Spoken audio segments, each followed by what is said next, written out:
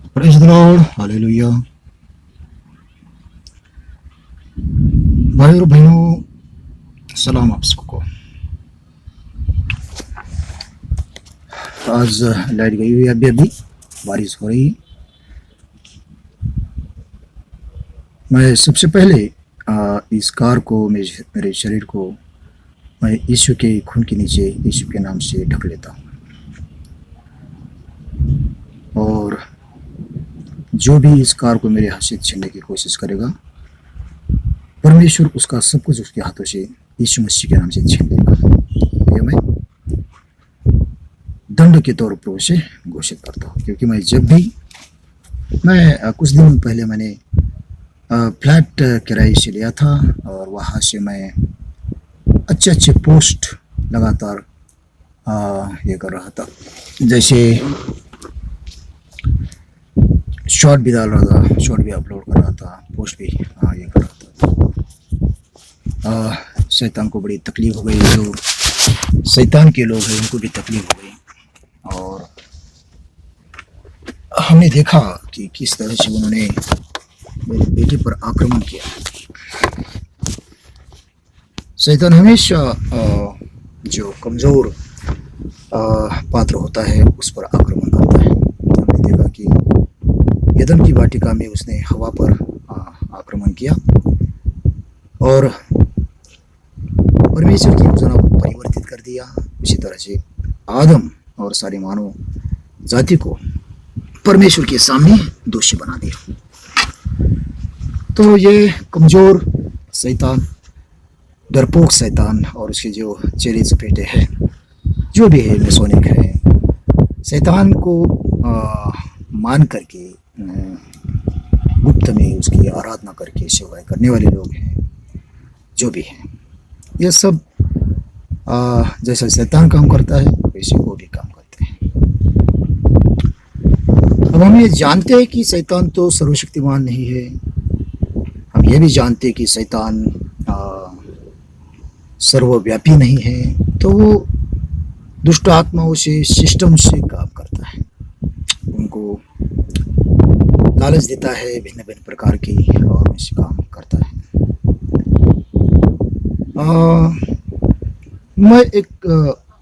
मैंने एक बात ऑब्जर्व की, और वो बात यह है कि मेरी सेवकाई को शैतान बहुत डरता है, और शैतान के जो चेले सपेटे हैं वो भी डरते हैं। हो सकता है कि वो लोग सेवकाई भी करते हैं। काफ़ी ऐसे लोग हैं जो शैतान को गुप्त में मानते हैं, और अभिषिक्त सेवकों को पसंद नहीं करते हैं।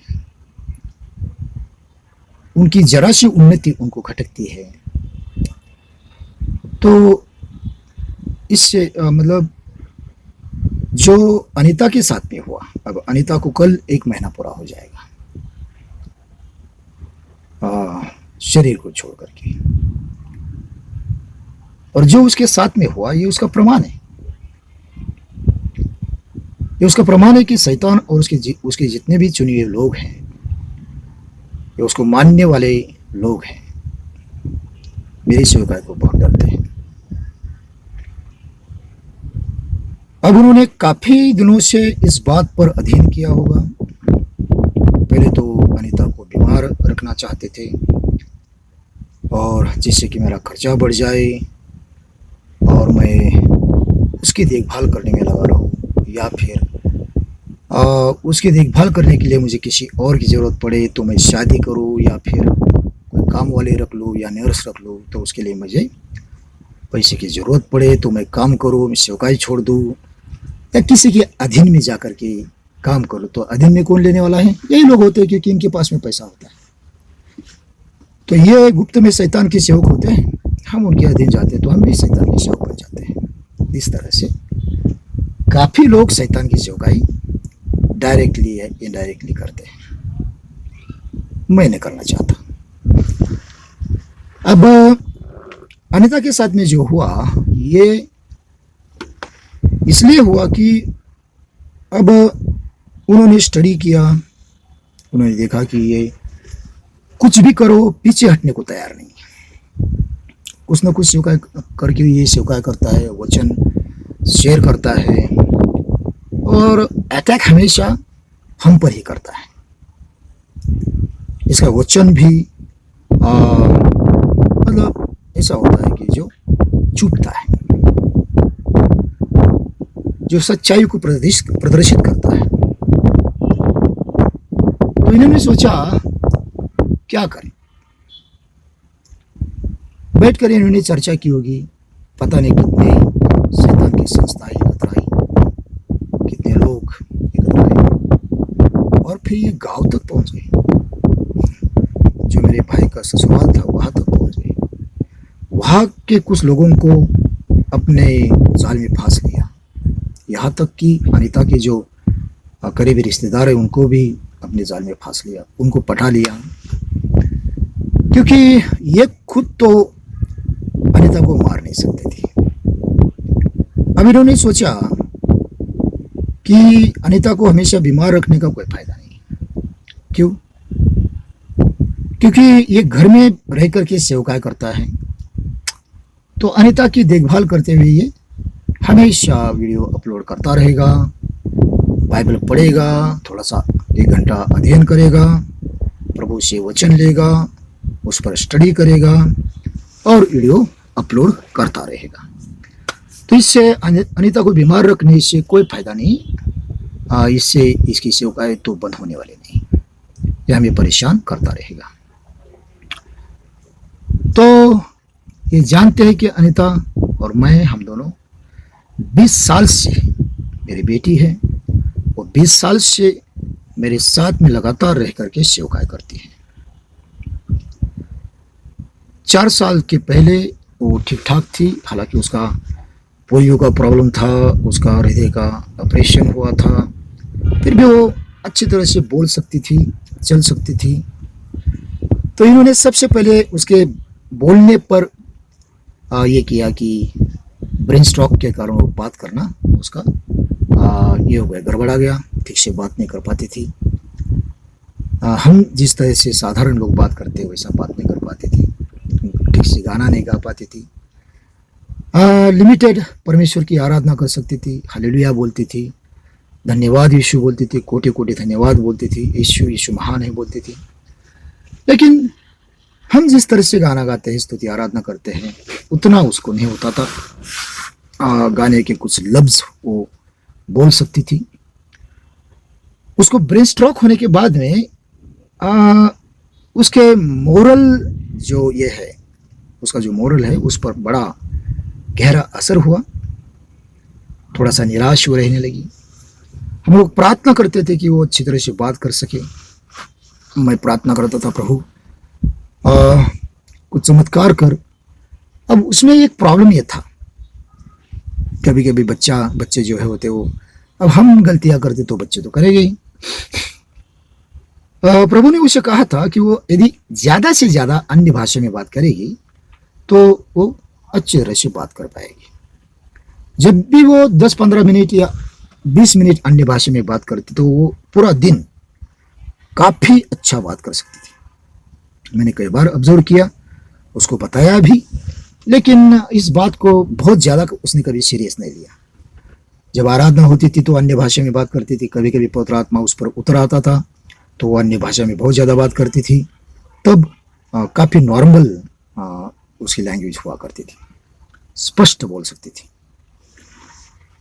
तो पिछले 4 सालों से उसको ये बोलने की समस्या थी। इन दिनों में 1 साल पहले उसको शुगर का अटैक हुआ था, उसमें भी शैतान ने बहुत चालाकी से हमको फंसाया था। ये बात मैं कभी फिर कभी शेयर करूंगा।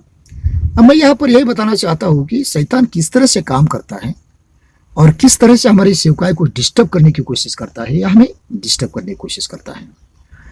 और वो सिस्टम के द्वारा काम करता है, डॉक्टरों के द्वारा काम करता है, उसको ज्वाइंट जो हो गए उन सेवकों के द्वारा काम करता है, जो पैसे के लालच में जवान उसको ज्वाइंट हो गए उनके द्वारा काम करता है। तांत्रिक मांत्रिक वगैरह सब इसमें यूज हो जाते हैं। तो ये बात समझ चुके कि 20 साल से ये दोनों साथ में रहते हैं, 20 साल से ये उस पर जान छिड़कता है। बच्चा, हमेशा उसको बच्चा कहता है, हाँ हाँ बाबू, हाँ बेटा, हाँ डॉल, बोलो डॉल। ये मेरे हमेशा लाड़ से मैं उसे बोलता था। वो भी दादू दादू वैसा मेरे साथ में हमेशा आसपास में रहती थी, सवाल करती थी, बातें करती थी और हमेशा मुझे अटैच रहती थी। तो पहले हम जहाँ रहते थे हमें वहाँ पर बहुत परेशानी होने लगी, तो हम रूम चेंज करना चाहते थे, तो मुझे रूम नहीं मिल रही थी। दुख की बात यह है कि मैं जब भी लोगों को बोलता कि मैं यीशु मसीह की सेवकाई करता हूँ तो मुझे रूम नहीं मिलती थी। तो हमारा भतीजा उसने मुझे एक फ्लैट सुझाया और मैंने सोचा चलो अनिता के लिए भी अच्छा रहेगा, मेरे लिए भी अच्छा रहेगा, तो हमने एक फ्लैट किराए से लिया, वहाँ पर चले गए। लेकिन वो फ्लैट अनिता को अच्छा नहीं लगा। वो कहने लगे कि मुझे कहाँ जंगल में ला के रखा है, थोड़ा सा दूर था फ्लैट वो, और सोसाइटी में होने के कारण आवाज़ वगैरह नहीं होता था और उसे आवाज़ की लोगों की आदत थी। अब यहाँ पर अकेली पड़ गई तो थोड़ा सा डिप्रेशन उसका और बढ़ गया। पिछले कुछ दिनों से वो खाना वगैरह थोड़ा सा कभी कभी नहीं खाती थी, तो मैं गुस्सा करता था, बेटा खाना खाओ, खाना खाने से आपको एनर्जी मिलेगी, ताकत मिलेगी वगैरह। लेकिन वो कभी कभी मुझ पर बढ़ जाती थी इस तरह से। तो यहाँ आने के बाद में क्योंकि वो थोड़ा सा अकेला पड़ गई, मैं सेवकाई में और थोड़ा बिजी हो गया। लेकिन क्योंकि मैं हिंदी इंग्लिश में भी वीडियो डालने लगा, तो इंग्लिश का अभी उसे थोड़ा दिक्कत था क्योंकि उसका समझ मतलब याददाश्त भी थोड़ा सा इधर उधर हुआ था, समझने की ताकत की, ब्रेन के ऊपर अटैक था, तो ये सारी दिक्कत थी। मातृभाषा में मराठी में हिंदी में वो ठीक से समझ पाती थी, लेकिन फिर भी अच्छा चल रहा था। तो जनवरी में थोड़ा सा पैर उसके सूजे, फिर ठीक हो गए। फरवरी में मैंने एक वीडियो उसका बनाया हुआ है, तो उसमें उसके पैर अच्छे हैं। लेकिन फरवरी के अंत में थोड़ा सा हम लोग बाहर गए थे, काफ़ी दूर गए थे प्रार्थना के लिए, तो वापस आने के बाद में उसके पैर बहुत सूज गए और वो सूजन जो है पूरी तरह से मतलब उतरी नहीं। तो मेडिसिन वगैरह में पहले से डॉक्टर ने मुझे मेडिसिन दे के रखा था, अगर पैर सूजते हैं तो ये गोलियाँ लेनी करके, तो मैंने गोलियाँ देनी चालू की, तो वो सूजन जो है वो कम होती फिर वापस आती, इस तरह से चल रहा था। कोई ज़्यादा दिक्कत नहीं थी। उसके उल्टियाँ कभी होती थी, उल्टियाँ उसको बहुत पहले से हुआ करती थी। खाना खाने के लिए भी इसको कोई इतना प्रॉब्लम नहीं था, कभी कभी मतलब मना करती थी, मूड नहीं है, भूख नहीं है, ऐसा करती थी। तो इस तरह से ये हो रहा था। तो ये सब उस पर अटैक था। मैं प्रार्थना करता था, मैं समझाता था, और जब मैं उसके लिए प्रार्थना कर रहा था तो हमेशा मुझे कहते थे कि मुझे गाँव जाना है, गाँव के लोगों को मिलना है। तो मैंने प्रार्थना किया इसके विषय में, तो प्रभु ने मुझे कहा कि उसको गाँव में खतरा है, उसकी जान को खतरा है। ये भी मैंने उसको बताया, कहाँ से खतरा हो सकता है ये मुझे प्रभु ने कहा था, तो वो भी मैंने उसको बताया था। बाइबल के अंदर लिखा है कि अंत के दिनों में अपने परिवार के लोग ही अपने शत्रु बन जाएंगे। तो अंत का दिन चल रहा है, तो हमारे परिवार के लोग हमारे शत्रु बन सकते हैं। तो बहुत योजना के साथ अब हम पर तंत्र मंत्र तो नहीं चलता है, लेकिन हिप्नोटिज्म, वशीकरण जो है, इसका थोड़ा बहुत परिणाम होता है। तो उसको गांव की बहुत ज्यादा याद आती थी, क्योंकि गांव में उसके लिए प्लान बन चुका था, और वो गांव के लिए मेरे साथ में झगड़ा भी करती थी। तो आनंद फानंद में उसका गांव जाना हुआ, हम गांव गए, और शत्रु के वहां पर जाने के बाद में, और एक बात मैं आपको बताता हूं, आप पर तंत्र मंत्र नहीं चलेगा यदि आप आत्मा से भरे विश्वास में प्रार्थना में हैं, आप पर तंत्र मंत्र नहीं चलेगा। लेकिन यदि खाने पीने में एक तंत्र मंत्र का प्रकार होता है जो वनस्पति के साथ में किया जाता है, तो वनस्पति का अपना भी प्रभाव होता है।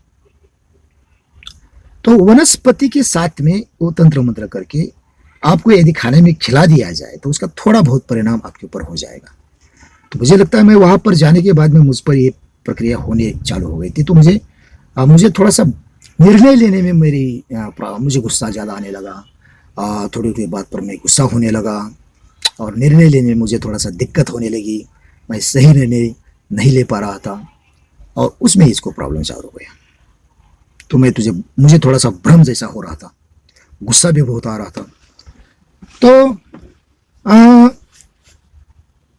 1 महीना पहले 17 तारीख को चले गई, तो उसके 16 तारीख को उसको तकलीफ हुआ, लेकिन 15 तारीख को अनीता बिल्कुल ठीक थी, दिन भर बिल्कुल अच्छी थी। 15 तारीख को उसको दूसरा सलाइन चढ़ाया था। 15 तारीख को उसने खाना अच्छा खाया, घूमी फिरी, खुद नहाई जाकर के, और अपने मतलब जो भी लोग आते उनके साथ में गप्पे लड़ाती, बातचीत करती, हंसी मजाक करती। 15 तारीख शुक्रवार का दिन बिल्कुल अच्छी थी। शुक्रवार के शाम को उसने हमारे साथ में अच्छा खाना खाया, चिकन खाया। वो चिकन खाती नहीं थी, थोड़ा सा ग्रेवी खाती थी, एक आधा पीस थोड़ा सा खाया तो खाती थी, नहीं तो नहीं खाती। लेकिन उस दिन उसने 4-5 पीस चिकन के खाए और एक बड़ा कटोरा भर के सूप पिया चिकन का।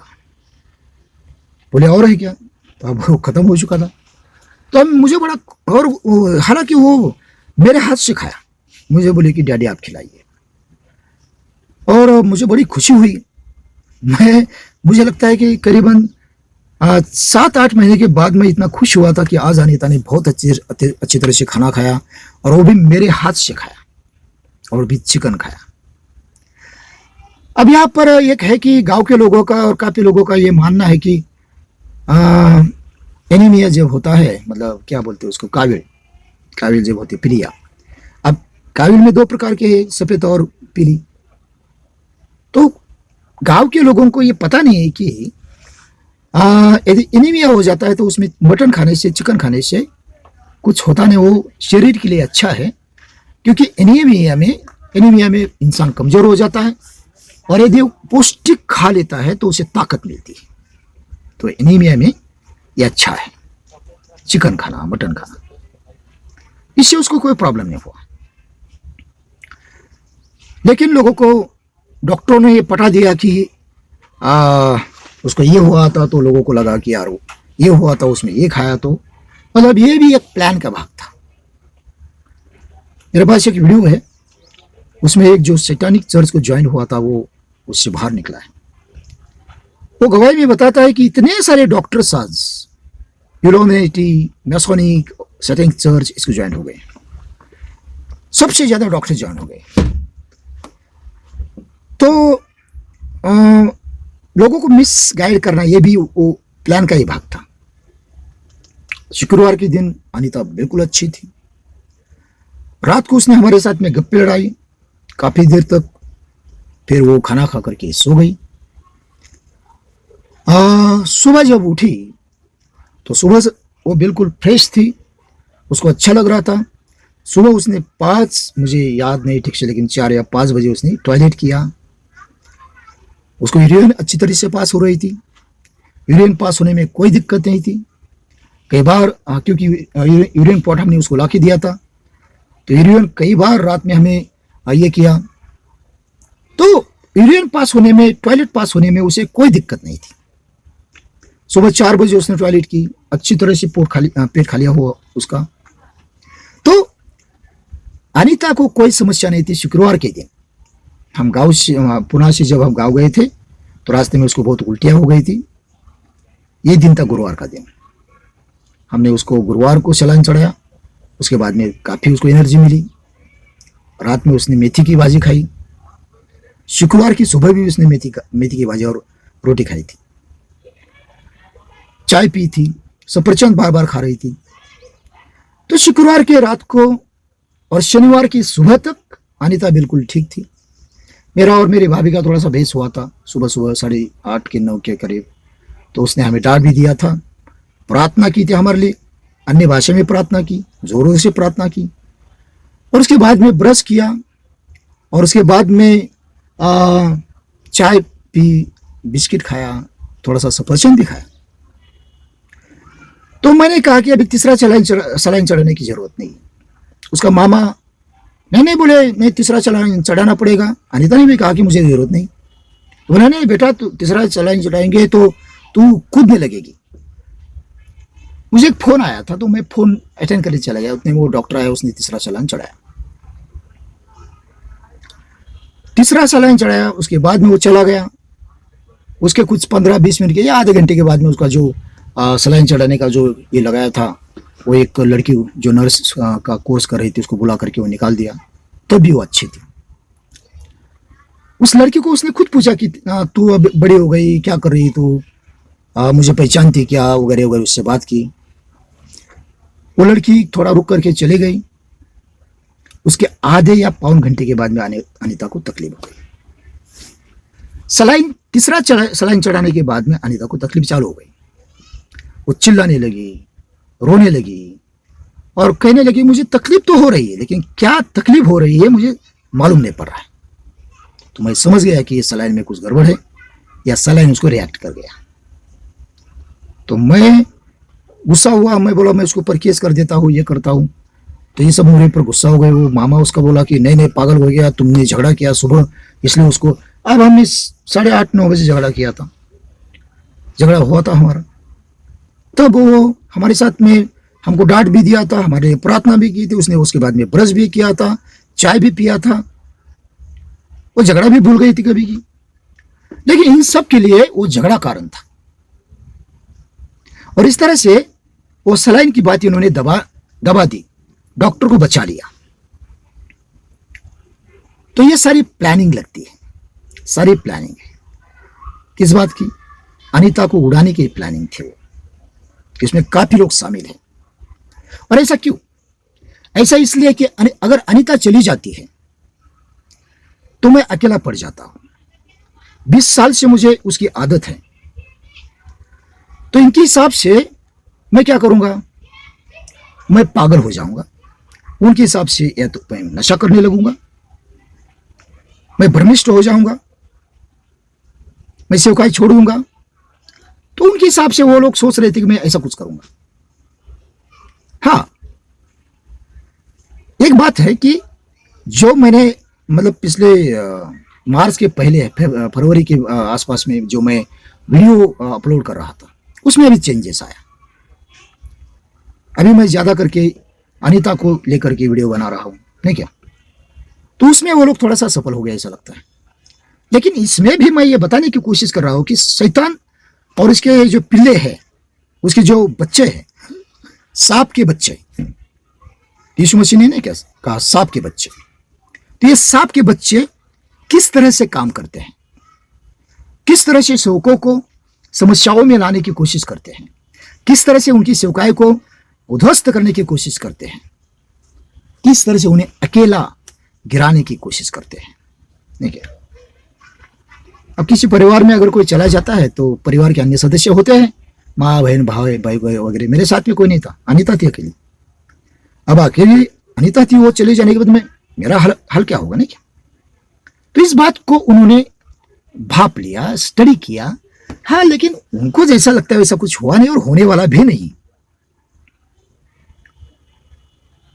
परमेश्वर हर एक को अपना अपना दे देगा, कोई नहीं बचेगा। जो अनीता के साथ में हुआ, उनके साथ में, उनके बच्चों के साथ में हो जाएगा। कोई छूटने वाला नहीं है। परमेश्वर हर एक को दंड देगा, क्योंकि अनीता चुनी हुई दासी थी, अभिषिक्त थी, आत्मा से भरी हुई थी, भविष्यवाणी का वरदान था, अन्य भाषाओं में भविष्यवाणी करती थी, साथ में आत्माओं को पहचानने का भी वरदान था उसको। तो अनीता को मारने वाले लोग बचने वाले नहीं, और मैं पूरी ताकत लगाऊंगा कि उनको मैं दुनिया के सामने लाऊं। भाई और बहनों, जो भी आप परमेश्वर को मानने वाले लोग हैं, मेरे लिए प्रार्थना कीजिए। यदि आप शैतान को मानने वाले लोग हैं तो फिर आप तो मेरे लिए प्रार्थना नहीं करेंगे, ये तो मैं मानता हूं, जानता भी हूं। लेकिन अगर आप परमेश्वर को मानने वाले लोग हैं तो फिर आप जरूर मेरे लिए प्रार्थना करेंगे। अनीता का मर्डर हुआ है, अनीता मरी नहीं। अगली वीडियो में मैं ये बात भी स्पष्ट करूंगा। लेकिन तीसरा सलाइन चढ़ाने के बाद अनीता को तकलीफ चालू हुई। मेरे और मेरे भाभी की जो बहस हो गई थी वो सुबह 8:30-9 के बीच में हो गई थी। अनीता को तकलीफ 1 और 2 के बीच में चालू हो गई।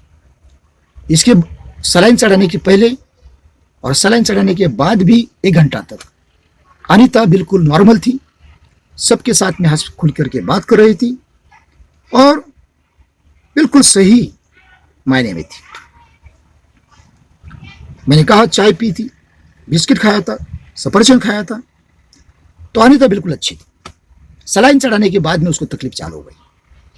अब क्या है सलाइन, अब वो सलाइन तो कभी का फेंक दिया होगा, इसको सिद्ध तो नहीं कर सकते हैं, लेकिन उसको बचाने वाले लोग भी है वहां पर, डॉक्टर को बचाने वाले लोग भी है वहां पर। अब वो क्यों बचा रहे हैं ये तो प्रभु जाने, लेकिन इससे पता चलता है कि ये सिटी में रहने वाले शैतान के एजेंट्स या इल्यूमिनेटी के एजेंट्स, मैसोनिक के एजेंट्स अब गांव में भी पहुंच चुके हैं। वहां जाकर के उन्होंने कोलैबोरेशन करके योजना बना करके ये सब कुछ किया, लेकिन चुपने वाला नहीं है परमेश्वर, चुप बैठने वाला नहीं है। परमेश्वर दंड देगा उनको, मारेगा उनको, बहुत पीटेगा। शैतान किस तरह से काम करता है इसका ये और एक प्रमाण हमें देखने को मिला। आप सब मेरे लिए प्रार्थना कीजिए, मेरे कुछ ज़रूरी काम है वो पूरे हो जाए। अब मुझे कुछ बातों के लिए पैसा भी चाहिए और मुझे मिले, मुझे अगुवाई मिले, अच्छे लोग मिले, इसके लिए प्रार्थना कीजिए। मैं अनीता को न्याय देना चाहता हूँ। आप मेरे साथ में खड़े हो जाइए। प्रभु आपको आशीष दे। अभी अंधेरा हो चुका है, यहाँ पर लाइट भी चली गई है, मैं कार में बैठा हूँ, तो यहाँ पर मैं वीडियो में समाप्त करता हूँ। प्रभु आपको आशीष दे।